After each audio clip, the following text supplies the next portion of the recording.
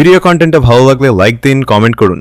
আমাদের চ্যানেলের আরও এমন ভিডিও পেতে ও দেখতে সবার আগে এখনই সাবস্ক্রাইব করুন। তাহলে নিত্য নতুন ভিডিও মিস করবেন না। আনন্দ আর সত্যর পথে আমাদের সাথেই থাকুন। ধন্যবাদ। আবার দেখা হবে নতুন ভিডিওতে।